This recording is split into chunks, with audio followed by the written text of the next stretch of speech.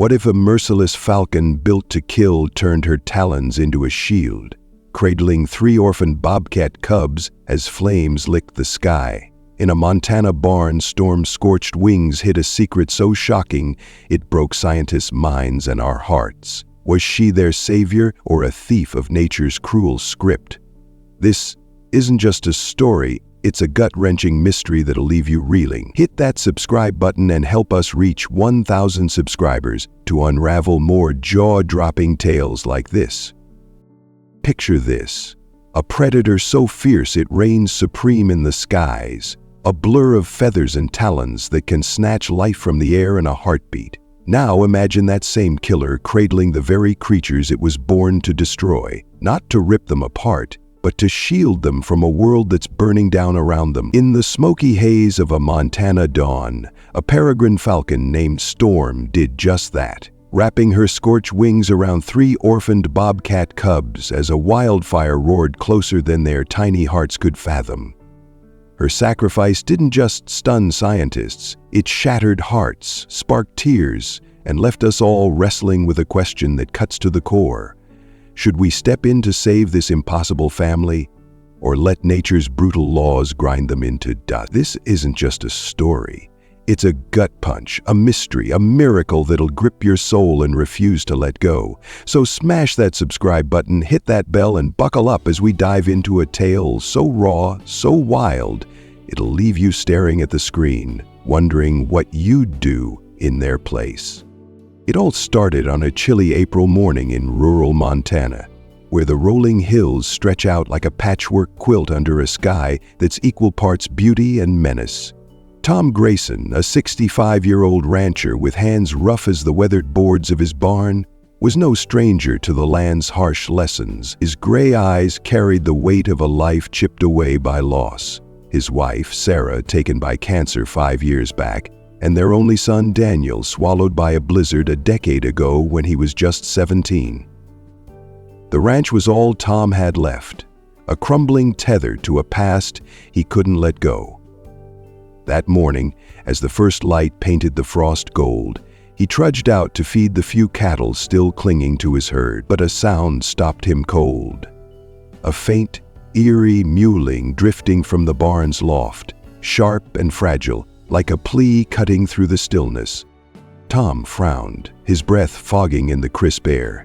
"Coyotes don't sound like that," he muttered, adjusting the brim of his faded Stetson. The barn loomed ahead, its red paint peeling like old scars, a relic of better days. He grabbed a pitchfork, not for work but for whatever might be lurking, and climbed the splintered ladder to the loft, each creak of the wood echoing the ache in his knees. The scent of hay and dust filled his lungs as he reached the top, but it was what he saw behind a stack of brittle bales that made his heart lurch. There, in a shaft of slanting light, sat a peregrine falcon. Sleek, slate-gray feathers folded tight, her piercing yellow eyes glinting with a fierce, untamed intelligence. Tom knew her kind.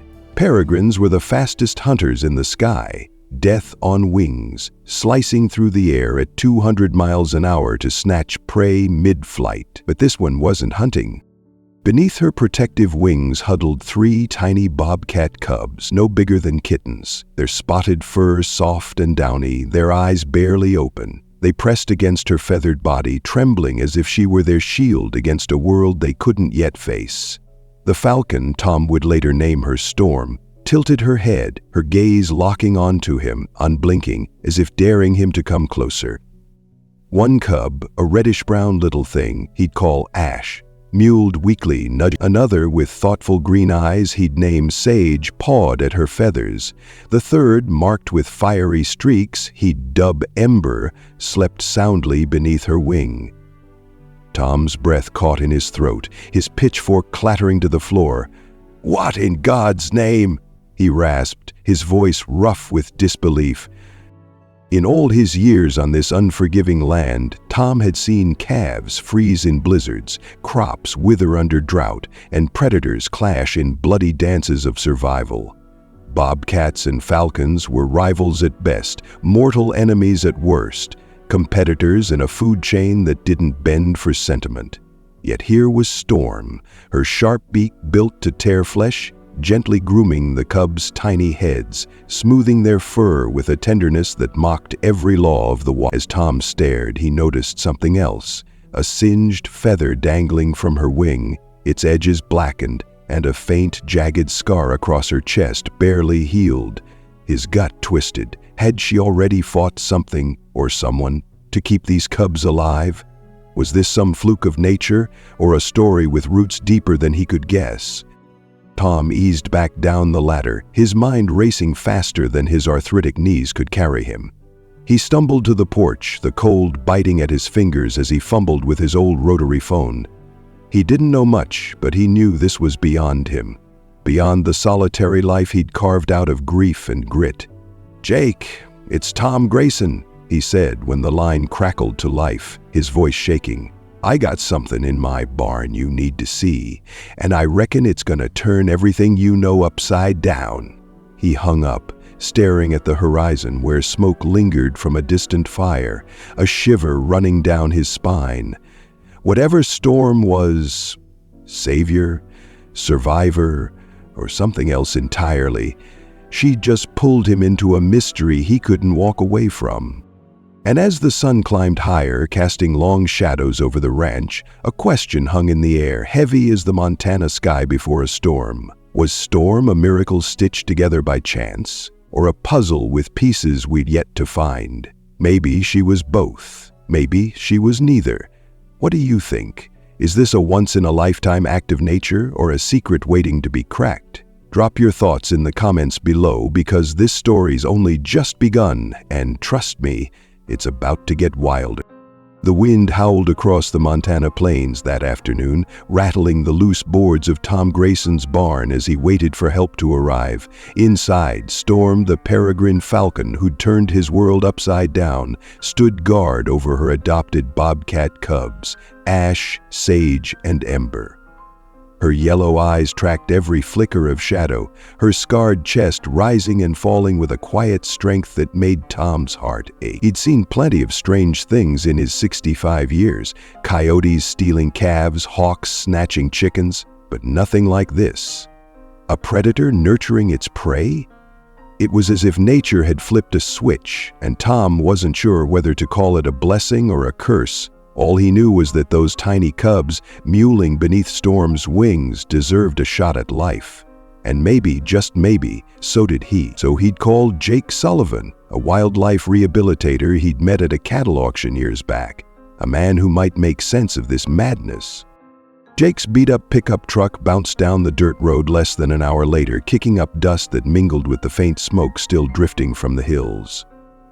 At 40, Jake carried the lean frame of a man who'd spent his life chasing after broken creatures, but his eyes, hazel and restless, betrayed a deeper weariness. 3 years ago, he'd failed to save a golden eagle, a young bird he'd nursed through a broken wing, only to watch it die in his hands from an infection he'd missed. That failure clung to him like a shadow, a ghost he couldn't shake. "What's so urgent, Tom?" he asked, stepping out with his equipment bag slung over one shoulder, his faded flannel shirt flapping in the breeze. Tom didn't waste words. "Up in the loft," he said, jerking his thumb toward the barn. "A falcon's got herself some bobcat cubs, and she ain't eatin' them." Jake's eyebrows shot up, skepticism etching lines across his weathered face. "That's a tall tale even for you," he muttered, but he followed Tom anyway, climbing the ladder with the slow, deliberate steps of someone who'd learned not to spook wild things. When he reached the top, he froze. There was Storm, her slate-gray feathers catching the dim light, her talons curled protectively around Ash, Sage, and Ember. She trilled softly, a sound Jake knew from falcons, but never like this, nudging Ember closer with her beak as the cub batted at her tail feathers. Jake's jaw dropped. "Holy hell," he whispered, fumbling for the small camera in his bag. He snapped photos with shaking hands, each click a desperate attempt to prove he wasn't dreaming. Then he saw it. A shredded nest in the loft's corner, falcon eggs crushed beneath a fallen beam, their shells scattered like broken promises. "She lost her own brood," he said, his voice cracking. "That's why she's doing this." Tom nodded, his throat tight. Figured something like that. But it don't explain how she's keeping 'em alive. Jake crouched closer, careful not to spook Storm, and watched her tear apart a vole she'd caught, dropping tiny pieces into the cubs' mouths. Ash gobbled it greedily, Sage nibbled with cautious curiosity, and Ember pawed at the morsel before swallowing. It was tender, deliberate, nothing like the ruthless hunter Jake knew peregrines to be. He needed a second opinion, someone with more than his gut and a camera. So he called Dr. Emily Carver, a 55-year-old avian behavior expert from Montana State University, known for her sharp mind and sharper tongue. "Emily, it's Jake," he said into his phone, still staring at Storm. "You gotta see this. It's a Falcon raising bobcats, like they're hers." Emily arrived the next morning, her university SUV packed with gear, her gray-streaked hair pulled into a no-nonsense ponytail. "This better be worth the drive," she said with a wry smile, but her eyes lit up with curiosity as Jake briefed her. Together they set up unobtrusive cameras around the loft, their movements slow to avoid startling Storm. The footage confirmed everything, and then some. Emily's initial theory was staggering. Storm had lost her clutch to a storm or collapse, redirecting her maternal instincts to the orphaned cubs. "It's rare but not impossible," she said, scribbling notes. "She's adapting, rewriting her own rules." But then she spotted something chilling. A smear of dried blood on the barn floor, too much for a vole, too dark for a fresh kill. She swabbed it, her hands steady despite the knot in her stomach. "This isn't prey blood," she whispered. "It's from something bigger. She fought something, and won." That night the cameras caught the first escalation. As Tom slept fitfully in his creaky farmhouse, dreaming of Daniel's laughter lost in the snow, a shadow crept toward the loft window. A coyote, lean, desperate, its ribs stark against its matted fur, sniffed the air, drawn by the scent of helpless cubs. Storm reacted instantly. She launched herself at the glass with a screech that sliced through the darkness, her talons shattering it into 1,000 shards. Blood streaked her feathers as she drove the coyote back, her wings flaring despite the pain. The cubs whimpered, pressing closer to her battered body as she returned, her breathing ragged but her eyes fierce. Jake found the evidence at dawn, a tuft of coyote fur caught in the broken frame. "She's a damn warrior," he said, his voice thick with awe, his hands trembling as he bandaged a cut on his own arm from checking the scene. Emily dug deeper, her scientist's mind racing. She examined Storm closer and found a tracking chip embedded in her leg, old, scratched, from a research program she vaguely recalled. "She escaped a study years ago," Emily said, her brow furrowing. "They were testing predator behavior, trying to tweak instincts. Did humans make her this way, or did she choose it?" The question hung heavy as the online world caught wind. Forums buzzed. Some called it a hoax, others a lab experiment gone rogue. Jake shook his head, staring at Storm. "She's fighting for them. That's no trick." Tom, clutching a faded photo of Sarah and Daniel, murmured, "My boy didn't make it through the snow. She's giving these little ones what I couldn't." As the sun dipped below the Gallatin Range, casting the barn in twilight, a new scent crept in. Smoke, faint but growing. Something bigger was coming, and Storm's battle was far from over. "What do you think? Did Storm learn this love from us, or is it her wild heart fighting back? Drop your take in the comments, because this mystery's about to unravel in ways you won't believe."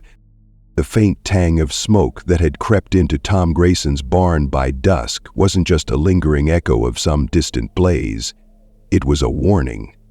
By midday the next day, the sky over rural Montana had turned a sickly orange, the horizon pulsing with an eerie glow that set every nerve in Tom's body on edge. A wildfire, sparked by a lightning strike in the drought-parched hills 10 miles west, was tearing through the timber like a freight train. Its roar growing louder with every gust of wind. Inside the loft, Storm sensed it too. Her sharp yellow eyes darted toward the small window she'd shattered, fending off the coyote the night before, her trills turning sharp and urgent as she herded ash, sage, and ember into the deepest corner of the hay-strewn space. The cubs, barely 3 weeks old, pressed against her, their tiny bodies trembling as ash began to drift through the cracks like gray snow. Tom stood on his sagging porch, gripping the railing so tight his knuckles whitened, his gray eyes fixed on the approaching inferno. "Not again," he muttered, the memory of losing Daniel to a storm clawing at his chest. "I ain't letting this place burn."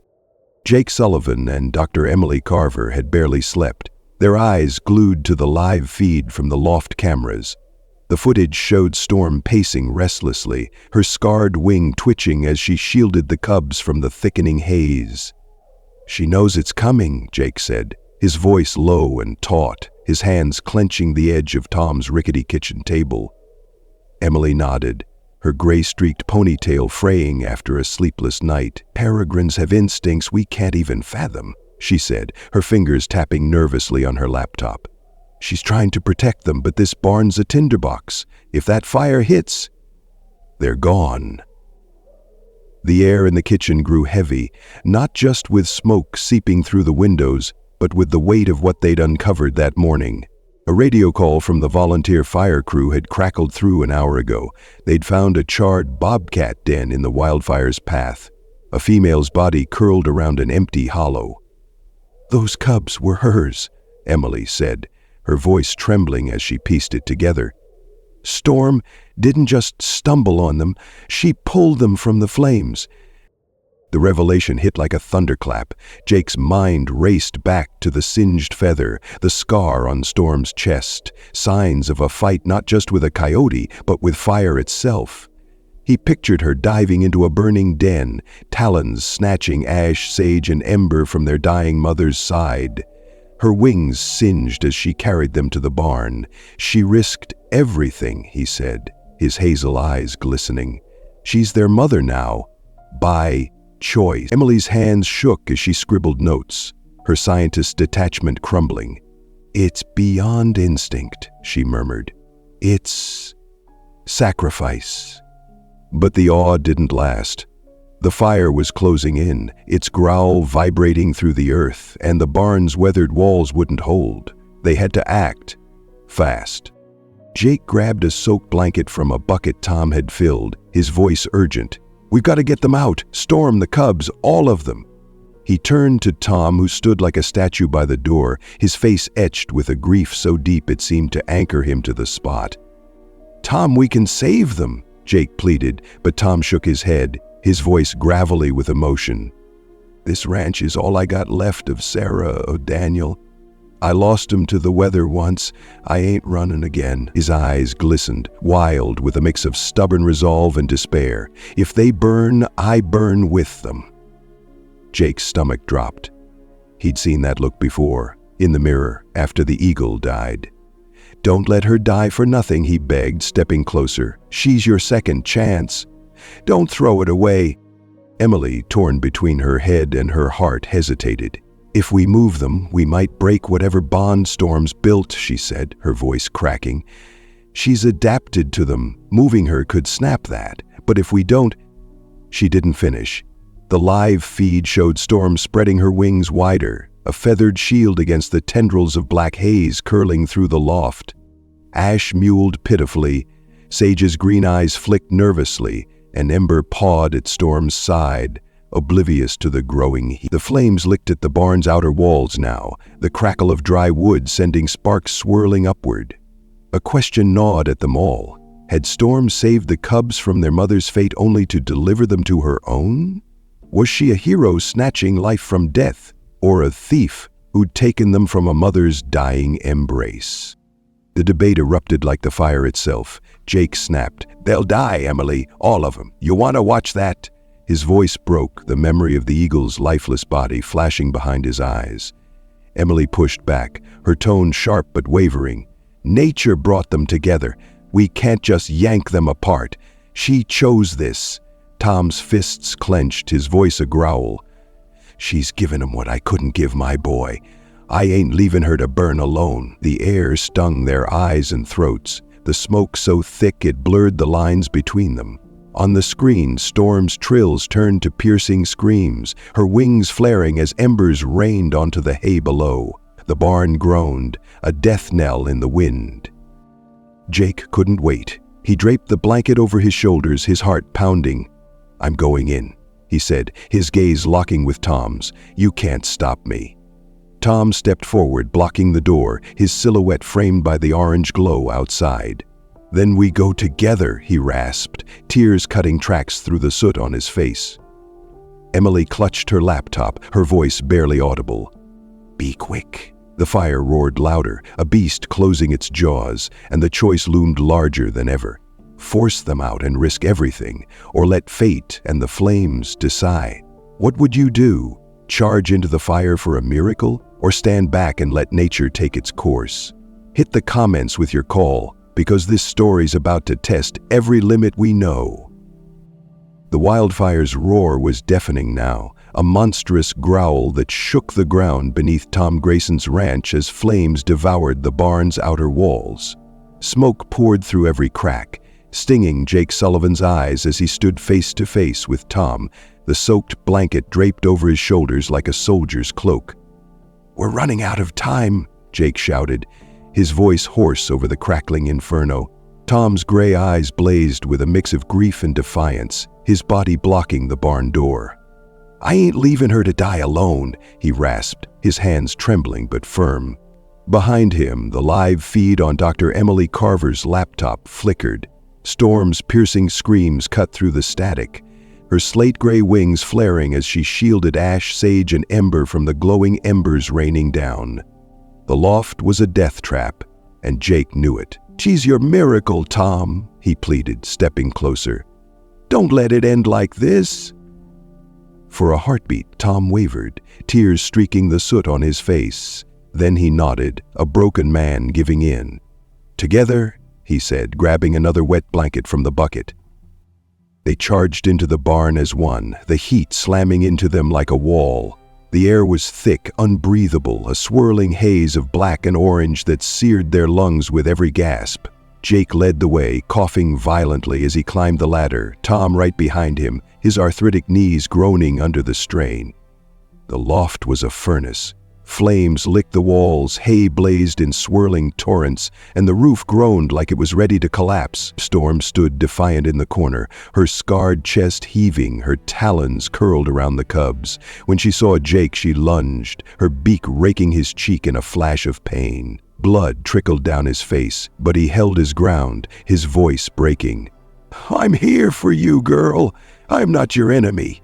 Tom stumbled up beside him, his blanket slipping as he rasped, "Easy, Storm, we gotcha." A deafening crack split the air. A flaming beam crashed from the roof, pinning Storm's left wing to the floor with a sickening crunch. She screeched, a sound so raw it tore at Jake's soul and thrashed against the wood, her feathers catching fire. Ash whimpered, sage clawed at the hay, and ember pressed against her side, tiny paws useless against the chaos. Jake lunged forward, but Storm didn't give up. With a desperate heave, she rammed her body against the beam, her wings singeing as she shifted it just enough to free herself. The effort cost her. She staggered, her breathing ragged, flames licking at her tail feathers. "Now!" Jake yelled, scooping the cubs into the blanket, Ash clawing his arm, sage wailing, ember limp with fear. He turned to Tom. "Grab her!" But before Tom could move, another beam fell, a wall of fire cutting Storm off from them. Through the haze, Jake saw her dragging herself toward the edge of the loft, her scorched wing trailing blood, her yellow eyes locked on the cubs in his arms. "She's still alive!" Tom roared, lunging toward the flames, but Jake yanked him back, the heat unbearable. "We can't reach her," he shouted, his voice cracking as he clutched the cubs tighter. The roof buckled with a groan that shook the barn to its bones, and in a cascade of sparks and timber, it caved in, burying Storm beneath a tomb of glowing embers. Tom's scream was guttural, a sound of pure anguish as he sank to his knees on the barn floor. "No, no!" Jake stumbled out into the smoky dawn, collapsing onto the grass with ash, sage, and ember bundled in his arms, their soft cries piercing. Emily raced over, her face streaked with soot and tears, dropping beside him. "Where's Storm?" she demanded, her voice trembling. Jake pointed weakly at the burning wreckage, his chest heaving. She gave us the cubs." The fire crew arrived too late to save the barn, their hoses hissing against the inferno as it consumed what was left. Tom stood frozen, staring at the skeleton of his past, his hands shaking as he clutched the photo of Sarah and Daniel he'd pulled from his pocket. "She was my second chance," he whispered, tears cutting rivers through the ash on his cheeks. Jake wiped blood and sweat from his face, the cubs nuzzling his chest as if sensing their loss. "She gave everything," he choked, his voice raw with guilt and awe. Emily knelt beside the cubs, her scientist's composure shattered. "She chose them over herself," she said, her hands trembling as she stroked Sage's fur. But then a shout from the firefighters broke the silence. "We've got something," one called, hauling a limp, blackened form from the smoldering ruins. It was Storm, alive, barely. Her left wing was charred, her feathers matted with blood and ash, but her chest rose faintly, a flicker of life against all odds. The crew carried her to the grass, and Jake scrambled over, cradling her head as the cubs whined beside him. "Hold on, girl," he begged, tears mixing with the soot on his face. They rushed her to the wildlife center, vets working through the night to stitch her wounds and pump oxygen into her ravaged lungs. By dawn, the prognosis was grim. She'd live, but her wings, those deadly instruments of flight, were ruined. "She'll never soar again," the vet said, shaking his head. Jake slammed his fist on the table, his voice breaking. "She's a prisoner now, because we couldn't save her in time." The story exploded across the news, and with it came Dr. Richard Holt, a Yale-educated biologist with a sneer as sharp as his wire-rimmed glasses. On a national broadcast, he dismissed it all. "This is staged nonsense," he declared, adjusting his tie. "That tracking chip proves it. She's a product of human meddling, not some miracle." Emily fired back in a viral video, her eyes blazing. "She chose this, love. Her sacrifice is real." A leaked clip surfaced online. Storm diving into a burning den, pulling the cubs from their mother's corpse as flames swallowed her wings. The world split, hero or hoax. Tom, sitting by Storm's crate, whispered, "You're my miracle, girl. Don't let him take you." As the cubs curled up beside her, a question burned brighter than the fire. Did Storm sacrifice herself for love, or were we the ones who doomed her? Tell us in the comments, would you call her a mother or a victim? This fight's not over yet. The sterile Hume of the Wildlife Rehabilitation Center felt like a world apart from the wild Montana hills where Storm had fought for her adopted bobcat cubs. After the fire, her survival hung by a thread. Her left wing charred beyond repair, her chest stitched with scars that mapped a story of sacrifice no one could fully grasp. Vets had worked miracles to keep her alive, but the cost was steep. "She'll never fly again," the lead vet told Jake Sullivan, her voice soft but final. "Short glides maybe, but the skies are lost to her." Jake stood by her crate, his hazel eyes red-rimmed, his bandaged arm a testament to the chaos of the rescue. Ash, sage, and ember curled together nearby, their soft whines echoing through the room as if pleading for their mother to rise. "She gave up everything," Jake muttered, staring at the linoleum floor. "Her freedom, her wings, all for them." Dr. Emily Carver placed a hand on his shoulder, her own face etched with exhaustion. "She's more than a falcon, Jake. She's a fighter. We owe her a life worth living." Tom Grayson threw himself into that promise with a fire he hadn't felt in years. The old rancher, who'd lost his wife Sarah to illness and his son Daniel to a blizzard, found purpose in the ashes of his barn. With Jake's help, he hammered together a sanctuary on his land, a sprawling enclosure of wood and wire, sturdy enough to withstand the wild, with perches for Storm and open ground for the cubs to roam. "This ain't just for her," Tom said one sweltering July afternoon, wiping sweat from his brow as he drove a nail into place. "It's for me, too. Seeing her with those cubs, it's like getting a piece of my heart back." By mid-month, the sanctuary was ready, and Storm's release was a quiet triumph. Locals who'd followed the story cheered as she hopped unsteadily into her new home, her damaged wings trembling, but her yellow eyes fierce. Ash, Sage, and Ember bounded after her, their playful pounces coaxing a rare, soft trill from her beak, a sound that stitched Tom's broken soul back together, one note at a time. As summer faded into fall, the bond between Storm and her cubs deepened in ways that left Emily scribbling notes late into the night. Now, nearly 3 months old, Ash, Sage, and Ember had grown into miniature predators, spotted coats thickening, eyes sharp with curiosity. Storm taught them to stalk, her trills guiding them through mock hunts in the enclosure's grass. She'd tear prey into manageable bits, dropping them at their paws with a precision that defied her ruined wings. One golden evening in September, a camera caught a moment that went viral. The cubs lying in a semicircle around Storm, their fur glowing in the twilight as she preened them with the same tenderness she'd shown when they were blind and helpless. Tom watched from a distance, a lump in his throat. "Lost half my world in that fire," he said to Jake, his voice barely above a whisper. "But looking at them, I reckon I found something bigger." But peace in the wild is fleeting, and on a moonless night in early October, a new threat emerged. A wolf pack, gaunt and desperate after the fire stripped their hunting grounds, tracked the scent of young prey to the sanctuary.